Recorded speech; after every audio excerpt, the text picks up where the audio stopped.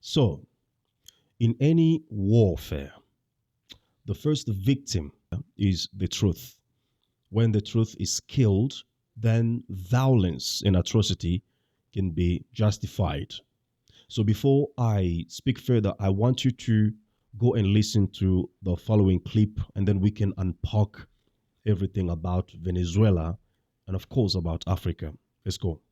Let me begin by stating and reiterating the United States does not recognize Nicolas Maduro or his cronies as the legitimate government of Venezuela. Nicolas Maduro is a fugitive from American justice and the head of the foreign terrorist organization Cartel de los Soles. In fact, Maduro and his regime stole the election, and the international community has the receipts. President Trump has been very clear that he is going to use the full power of the United States of America, the full might of the United States, to take on and eradicate these drug cartels which have operated with impunity in our hemisphere for far too long, and everyone knows it. Well, so you have heard for yourself, the United States of America aimed to enter into Venezuela, and it has fulfilled its wishes. As we have heard today, that Nicolas Maduro was arrested and Venezuela was bombed by the United States Army. So this is actually what the United States of America has done in Venezuela. Is it has crossed lots of red lines, lots of norms, lots of setups of international politics. All the arrangements of the world, the modern world as we know it today, were undermined by the United States action in Venezuela. So many people do ask, why would the United States of America decide to pose such actions in Venezuela? So there's a term that was used in 1945, which is our little backyard. And if you don't understand this word, why it was coined in the United States of America, you may not really understand what is going on or the actions of the United States in Venezuela. Otherwise, all the reasons that are being put on propaganda, whether they talk about dictatorship or they talk about drug, all these are just nonsense, right? Because when they talk about dictatorship, firstly, Saudi Arabia is a dictatorship which seems to be not bothering the United States or any Western allies for that reason. When they talk about drug, the CIA, the American intelligence agency, has been accused of pushing drugs in the world, or it has been accused of being the biggest drug cartel in the world. Actually, American banks have been accused of processing drug money. Actually, the United States corporations, the companies in the US, do manufacture the chemical that is being used in Colombia, in all these countries, to make drug. But that is not the problem. The problem is Nicolas Maduro. The problem is other leaders being accused of drug lords. So if you know a bit of history in that part of the world, it will come to your mind a name, Noriega. That was a non-drug trafficker, drug lord, who was an ally of the United States. But why would Maduro be a problem if he's a drug lord? So for you to understand that, we have to unpack it for you, starting from 1945 in the next few minutes. But before I do, I just want you to please help us to grow our little channel. In the year 2026, we want to grow. So if you can subscribe, if you can share this video, if you can like it, it can help us a lot, because this is the voice of the people. So your contribution will make our voice strong.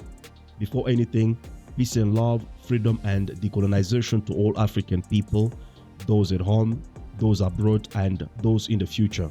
If you have two shoes, please sell one and buy a sword, because now it is time for revolution. And this revolution is no longer on the streets.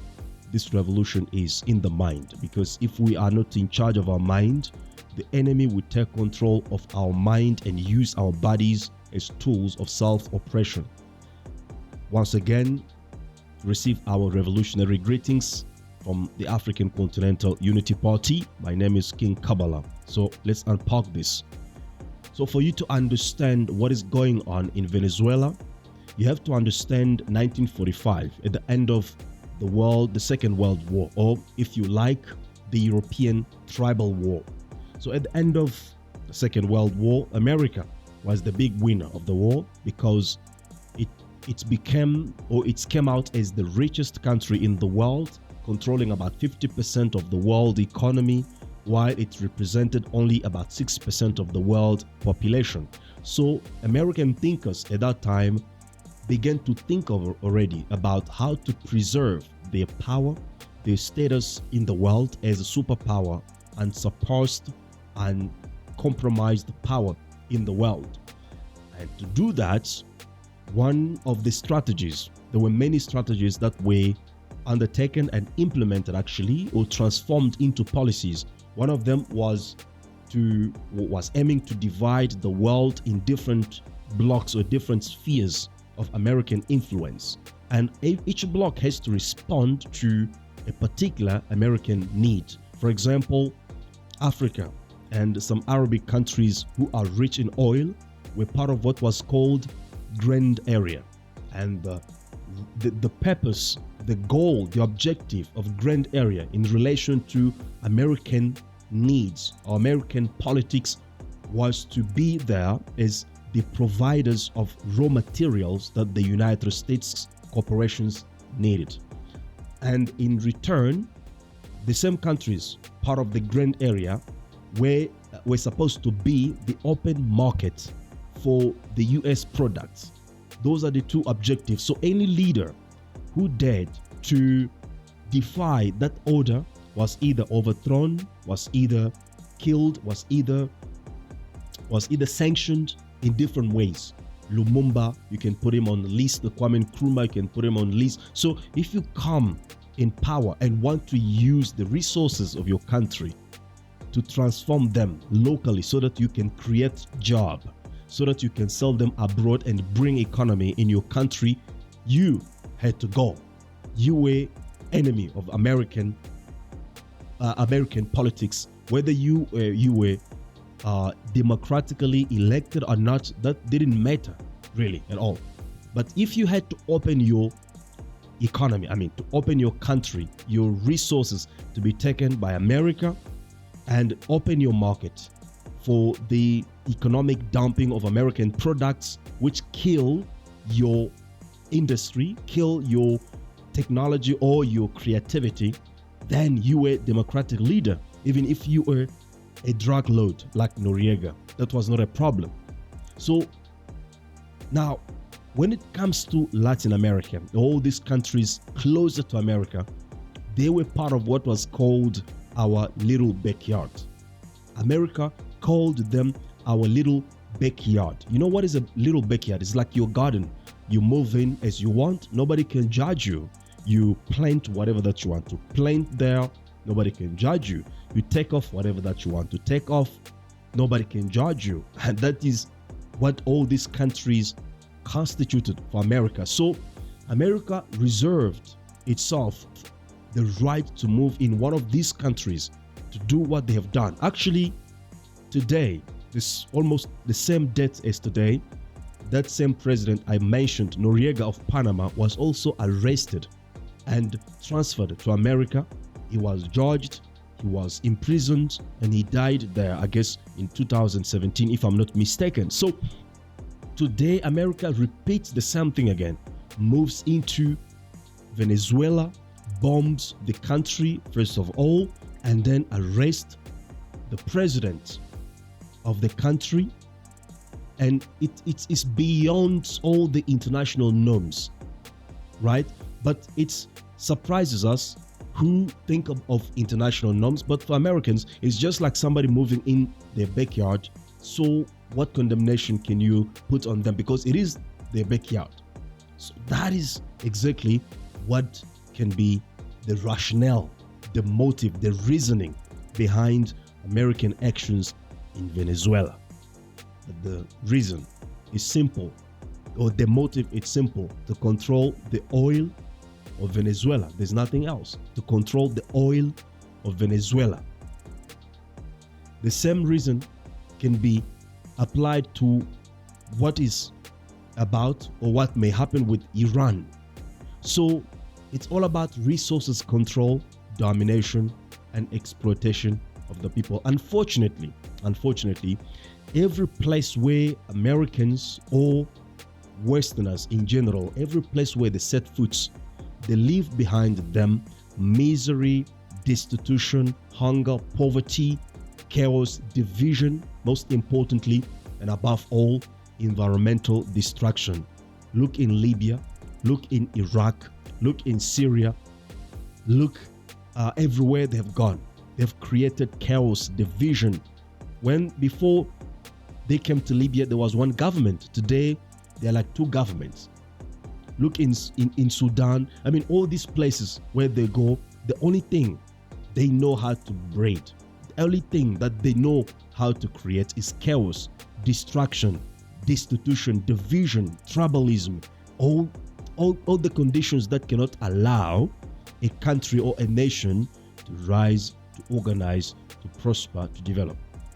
That is what we can think of in Venezuela, because they've already prepared their candidates, the Nobel Peace. This is what we have to understand, the motive behind the American actions. The way forward is for the global South to properly organize. When we call for Pan-Africanism, it's simply the last solution, the key that we all have today as African people to challenge this kind of actions, to challenge this kind of attitudes, and to build or rebuild Africa as a global power base. So Mali, Niger, Burkina Faso, they are on the right path, but they are not sufficient. Their collective effort is not sufficient to protect them against this type of viciousness. We want more countries to join them.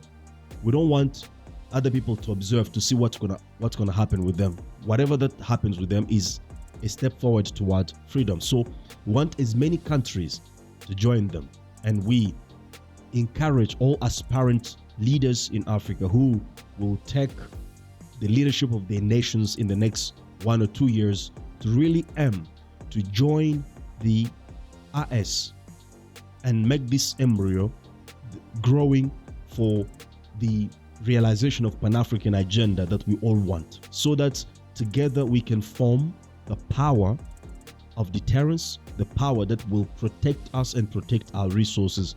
That's the only way we can survive. Otherwise, we'll hand over to our children in Africa that is on its knees in front of the West, actually the collapsing West. So if this brief discussion was essential to you, kindly like, subscribe, and share. We thank you for your time. See you next time. Peace and love, freedom and decolonization to all African people, those at home, those abroad, and those in the future.